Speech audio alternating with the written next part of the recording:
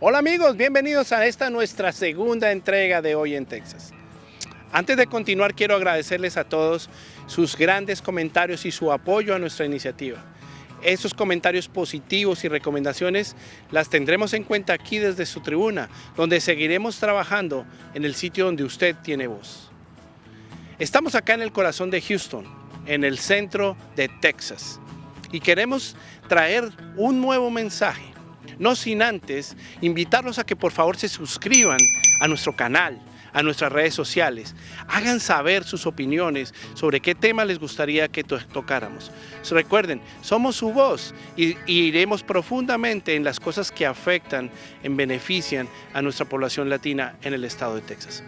Pero vamos con nuestro segundo tema, la educación, pasaporte al futuro, hoy en Texas. Uno de los grandes factores e inconvenientes que tenemos los hispanos es que realmente no somos considerados una raza, somos considerados un grupo étnico, es decir, aquellos que se unen bajo unos factores, unas creencias. De hecho, en los censos y en otros escenarios amplían que somos blancos, pero pertenecemos al grupo étnico hispano, y esto dificulta muchísimo el entender quiénes somos realmente los hispanos y más en un tema como la educación. Mucho del territorio sur de los Estados Unidos, que hoy es el área de Texas, perteneció a México y fue entregado a los Estados Unidos. Estos habitantes de nuestra área, muchos de ellos se volvieron ciudadanos americanos en 1930, pero ya estaban ahí por generaciones, no son inmigrantes.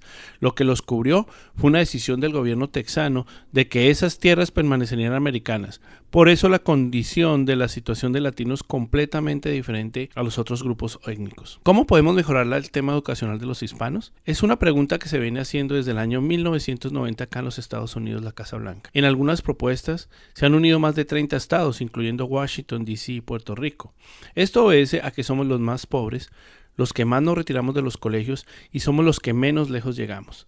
El problema es que al ser nosotros la minoría más grande y probablemente el 30% más de la población en unos años, este se convierte en un problema total de la nación cuando se busca tener promedios de más del 50% de la población entre 25 y 29 años en college. Las metas que se han trazado desde esos días es lograr que los latinos tengan los más altos indicadores, asistiéndolos a ellos en su educación, lograr que los Estados Unidos tuviesen el nivel más alto de educación de cualquier otro país en el planeta. Un objetivo que se complica cuando los asiáticos que están en Estados Unidos y afuera buscan y consideran la educación como su plataforma de poder, como su plan de éxito, desplazando ampliamente los números de éxito de los hispanos. Por décadas, la población hispana ha sido considerada una raza de inmigrantes trabajadores, es decir, una fuerza de trabajo conocida como los Blue Collar Workers, mas no una fuerza de inmigrantes educados. Los hispanos llegamos siendo un grupo de inmigrantes obrero, como en su momento lo fueron la raza negra que fue traída como esclavos a las plantaciones y la raza asiática que fue traída para completar las vías férreas de este hermoso país.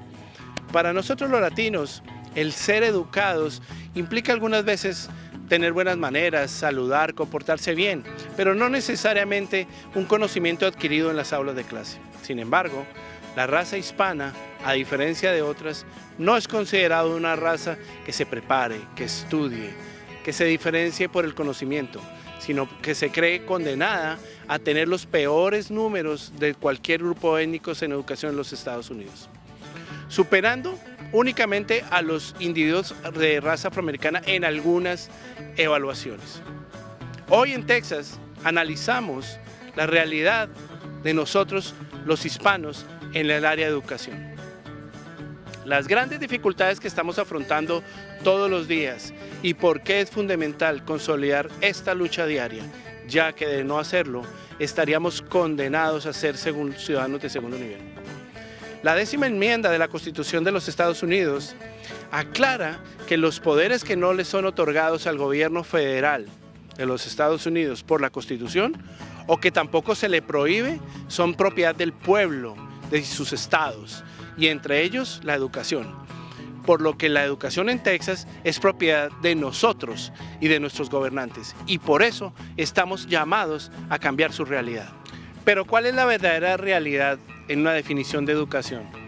En mi caso es un tema sensible, ya que desde hace 18 años me vengo dedicando a esto y me sorprendió muchísimo cuando solicité, hey, ¿cuál es la definición de educación en este país? La educación puede definirse como el proceso de socialización de los individuos a través de conocimientos que llevan a la toma de conciencia, ya sea cultural o de conducta, donde las nuevas generaciones adquieren modos de ser de generaciones anteriores. El proceso educativo se materializa en una serie de habilidades y valores que producen cambios intelectuales, emocionales y sociales en el individuo, de acuerdo al grado de concientización y al tiempo que éste puede durar, ya que puede durar toda la vida o un cierto periodo de tiempo. La educación la venimos analizando desde 4 factores muy importantes debido al momento en que ocurre. El primero es la edad inicial, la temprana, es de 1 a 5 años, es donde el niño empieza a tener esa convivencia y manejar su comportamiento. El segundo es la etapa escolar, que es donde aprendemos ideas, hechos, técnicas, y está asociado más a transmitir un conocimiento y un legado. El tercero es el factor el que la sociedad moderna nos impone, y es tomar la educación permanente de un tema en específico y nos lleva a que lo hagamos por el resto de la vida. Y finalmente el cuarto factor es que la educación se debe ser evaluada, no solo por la sociedad, sino también por el individuo. Estos procesos de retroalimentación son los que permiten los cambios en el individuo y en los cambios en las futuras generaciones. Como diría Robert McHugh, el objetivo de la educación es que los jóvenes de hoy se preparen para el futuro. Nosotros como latinos nos enfrentamos a grandes inconvenientes en cada uno de estos 4 factores. Nuestros niños nacen en la edad de la pobreza, cuando en esos primeros 5 años. Muchos padres no han atendido ni siquiera una escuela, e inclusive no hablan español, hablan un dialecto, y se unen con niños cuyos padres han atendido la universidad, e inclusive tienen maestrías, y conviven en un espacio sin entender mucho lo que está pasando.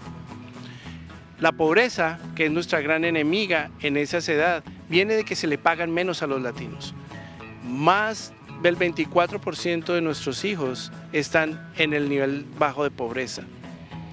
Estas nuevas políticas de redadas y de restricciones laborales, inclusive a personas indocumentadas, han generado que la pobreza en los latinos sea ahora mayor, ya que las empresas aprovechan para pagar aún más por el factor que llaman riesgo. No hay riqueza como el conocimiento y no hay pobreza como la ignorancia. Ahora, estos altos niveles de pobreza se van consolidando y se van complicando porque no tomamos conciencia de la importancia de vivir en barrios de buen nivel, de vivir en comunidades donde el nivel de educación de sus escuelas es alto. Y se complica porque los hispanos somos la raza que más compramos casas. Tenemos una rata del 91%, es decir, que el adquirir vivienda para nosotros es un sinónimo de progreso. Y no sacrificamos el hecho de que es mejor adquirir una vivienda, aunque sea de menor tamaño, en un mejor barrio o inclusive arrendar, para darle ese beneficio a nuestros hijos de atender las mejores escuelas, para evitar que caigan en pandillas, en drogas y en otros problemas. Como diría Víctor Hugo, cada vez que se abre la puerta de una escuela, está cerrando la puerta de una prisión. No entender al niño en su realidad con respecto al idioma que se le suma a la de la pobreza, genera grandes dificultades en estructurar su pensamiento, ya que les es difícil estructurar lo que ven en casa y lo que les exige el colegio. Su integración social se ve complicada por hechos de la discriminación y la burla, atacando lo que es más importante para nosotros y que nos consolida como inmigrantes, la autoestima. La barrera del idioma puede destruir la autoestima en un gran porcentaje, ya que genera frustración al no poderse comunicar, no poder transmitir unas ideas por parte de los padres, y buscan un nivel de aceptación de alguna manera, y la única salida es trabajando fuerte, mientras que los inmigrantes de la segunda generación buscan tumbar la barrera del idioma como un medio de comunicación y se crean barreras internas al interior de la familia. Sin embargo, hay forma de tumbar esas barreras. Los padres que piden ayuda a sus hijos para que por favor les ayude a pagar un servicio, a pedir una cita médica, etc. Eso debe generar un respeto y apreciación al interior de la familia, ya que un respeto por los padres, reconociendo su esfuerzo que están haciendo, y un respeto por los hijos, reconociendo su adaptación. Viene el problema de la pobreza y de esta adaptación y rechazo, sumado a la autoestima, que obliga a nuestros niños a dejar el colegio y buscar ayudar en la casa con un trabajo mal remunerado. Y esa segunda generación se sacrifica, aún sabiendo que es la más orgullosa de ser hispana, se sacrifica para trabajar en la casa. Es ahí donde nosotros debemos detener este efecto dominó. Debemos apoyar nuestra segunda generación y llevarla lejos a través de la autoestima, para que ellos generen esa autoestima en la tercera y en la cuarta generación. Recuerdo a la niña mexicana que en su discurso llegó a decir cómo había llegado a ser la mejor médica en los Estados Unidos, y reconoció que decidió ser médico en el momento en que tuvo que traducir por meses las recomendaciones de su médico a su madre, que estaba moribunda en una enfermedad terminal. La motivación es la clave del éxito. Es necesario y es claro que el alto nivel de motivación y el alto nivel de educación y el alto nivel de ejemplo lleva a las personas al éxito bajo un modelo como el americano. La segunda fase, que es la vida escolar, es la participación del conocimiento y el legado. Es ser parte de las escuelas, y no se puede adquirir un soporte pues sus padres no muestran el mismo interés de adaptarse que sí lo tienen que hacer estos niños. Los padres se adaptan por supervivencia, los niños como un modelo de vida, creando un vacío de identidad no solo en la familia, sino en ellos. El problema real avanza a la tercera generación, donde la segunda por nada desea que todos estos problemas continúen en sus hijos y retiran de raíz las costumbres hispanas como un acto de protección a esa tercera y cuarta generación, mas no como un acto de rechazo. De hecho, recordemos que la segunda generación es la que dice haber recibido algún acto de discriminación en su vida. La discriminación es lo que nos lleva a tener los más altos retiros de high school, pues al no obtener buenos resultados y al sentir la presión social, preferimos retirarnos del colegio y entrar a trabajar y apoyar a la familia. Pero no todos son malas noticias. Nuestra tasa de deserción, que llegó a ser del 32% en el año 2000, ha bajado dramáticamente, a llegar a tan solo el 14%. El doble de los afroamericanos, el triple de los blancos y 14 veces más que los asiáticos. Si bien no es el porcentaje, porque debemos analizarlo es desde el número, porque cada 30 segundos un latino cumple 18 años en los Estados Unidos. Si bien ser bilingüe es un objetivo en la primera generación, en la segunda y en la tercera desafortunadamente no es necesario.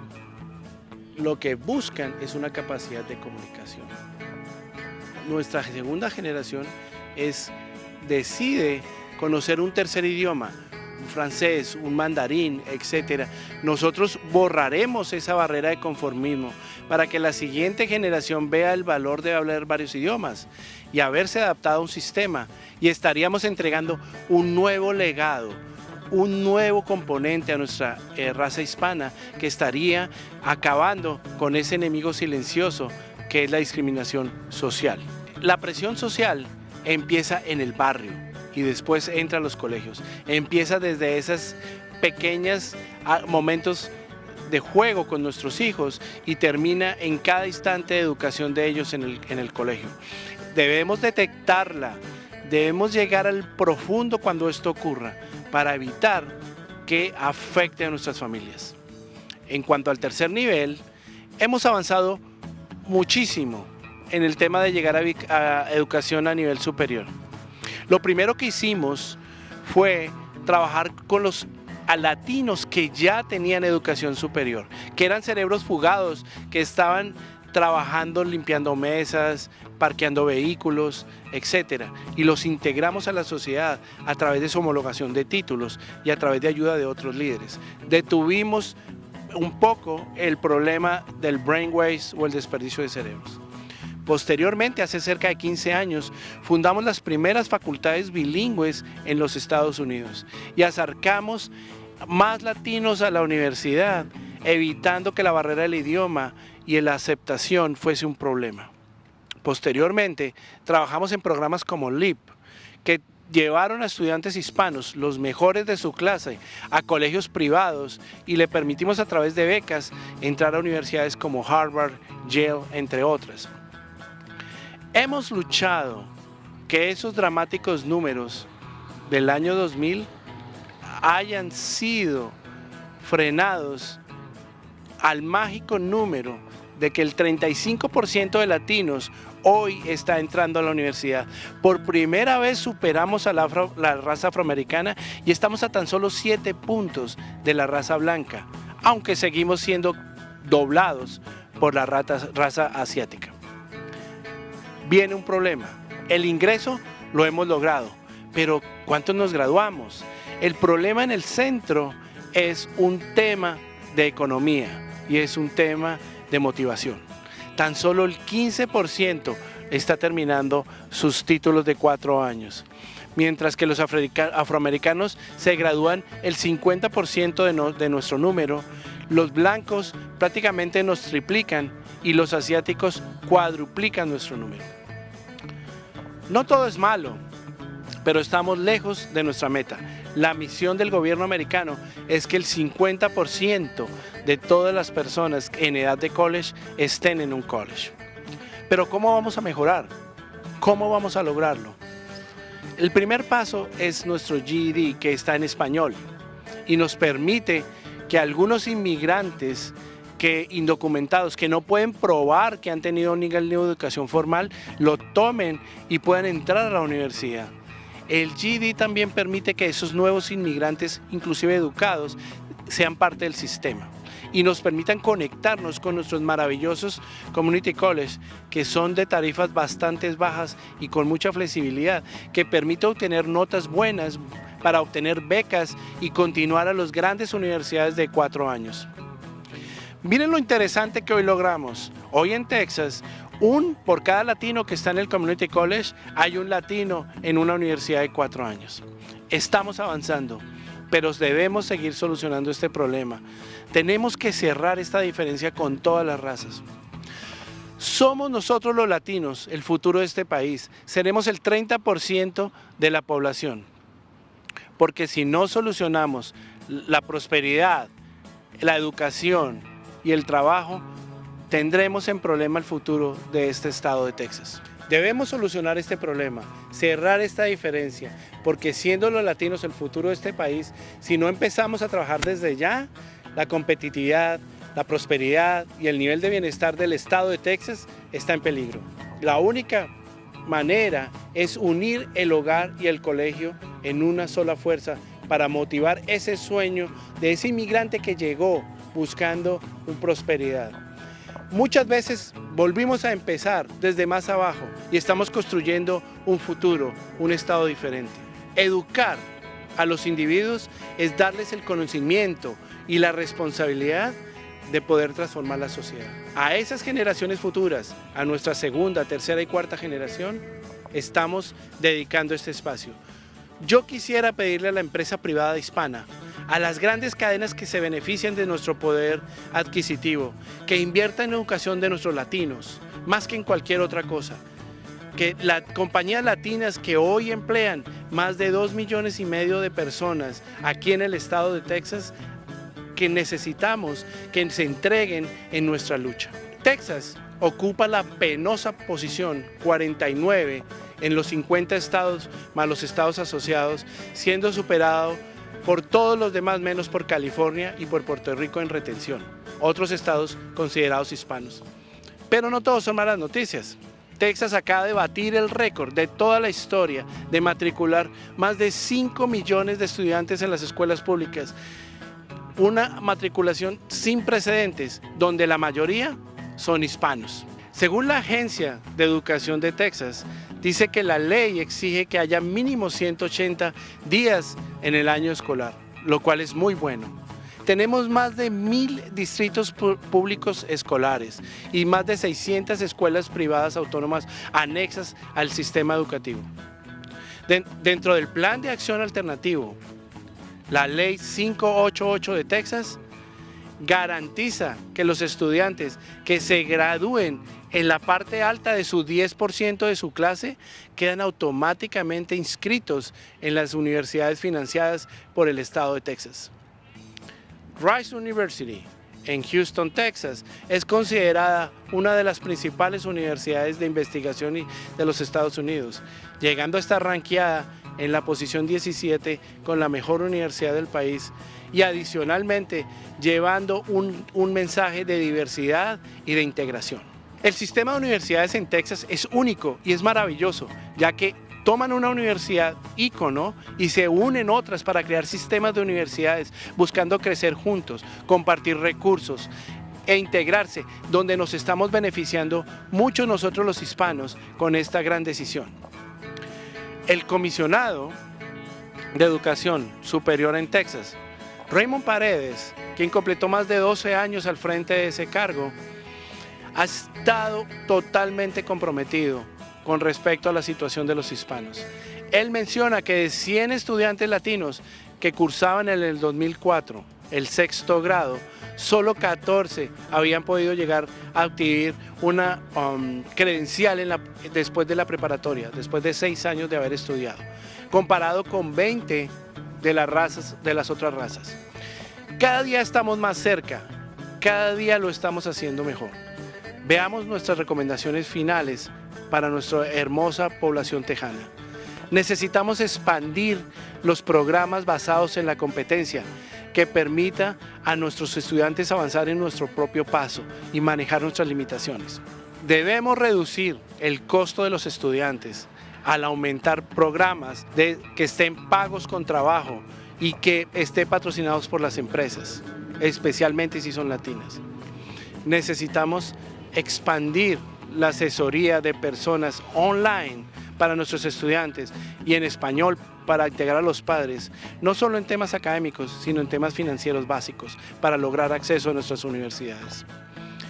Debemos modernizar el apoyo escolar, combinar la lectura y la escritura en un solo curso para reforzar el conocimiento. Y finalmente, debemos cambiar la cultura de las universidades de 2 y 4 años para asegurarse que nosotros los estudiantes seamos el enfoque principal y no los profesores. El viaje de la cultura hispana hacia el futuro es más grande que el que se ha escrito hasta ahora. Estamos presentes desde siempre y estaremos hasta el final, pero nuestra proyección es aún más importante y más grande de lo que ha ocurrido. Nuestro trabajo tiene que ser hoy, la esperanza es hoy, se debe escribir hoy. Quiero rematar con 2 frases célebres que siempre han sido inspiradoras en mi trabajo en la educación. Inclusive, cuando obtuve el Premio Nacional de Educación, fue parte de mi discurso. La meta de la verdadera educación es no solo hacer que la gente haga lo que es correcto, sino que disfrute haciéndolo. Que no solo formemos personas trabajadoras, sino personas que amen el trabajo. No solo individuos con conocimientos, sino individuos con amor al conocimiento. No solo seres puros, sino con amor a la pureza. No solo personas justas, sino personas con hambre y sed de justicia. La otra frase es aún más fuerte. La meta principal de la educación es crear hombres que sean capaces de hacer cosas nuevas, no simplemente de repetir lo que otras generaciones han hecho. Hombres que sean creativos, inventores y descubridores. La segunda meta de la educación es la meta de formar mentes críticas que puedan verificar lo que está pasando, que puedan criticar todo lo que se les presenta. Es por esto, amigos, que hemos querido contarles la realidad de la educación de nuestros hijos en el estado de Texas. Somos optimistas, hemos avanzado muchísimo a lo que había hace una década. Sin embargo, tenemos que mejorar, aún estamos lejos de nuestras metas. Queremos que sacrifiquemos cada espacio para que nuestros hijos permanezcan en las escuelas, se reúnan de los mejores amigos, alejémoslos de las pandillas, de las compañías dudosas, de la televisión y otras cosas que no le aportan. Enseñémosles una tercera lengua para que sean orgullosos de su español. Metámonos a estudiar el GED y seamos ejemplos de ellos si no tenemos ese nivel reconocido en Estados Unidos. Entremos a la universidad, busquemos apoyo en los community college. No hay mejor inversión que en la educación hoy en nuestros hijos. El gobierno está haciendo su parte. Tenemos buenas universidades, tenemos buenos colegios, tenemos una inversión importante en educación, más grande que en el resto del país, pero vamos a aprovecharla. Hoy en Texas hemos traído la realidad de la educación y cómo lograr un mejor futuro, cómo obtener la visa para el futuro en la educación. Le agradecemos todo el tiempo que nos ha dedicado, que siga viendo nuestros videos, pero compártalos, que lleguen a cada rincón del estado. Esta información es válida para todo Estados Unidos. Nosotros vivimos en Texas y queremos cambiar Texas, pero queremos también apoyar el resto de la población. Agradecemos el seguimiento en el Facebook, agradecemos el seguimiento en YouTube, pero necesitamos más apoyo. Vamos adelante y en 8 días, todos los martes a las 8, tendremos un capítulo interesante de cómo podemos ser mejores ciudadanos de esta tierra en Hoy en Texas. Los espero.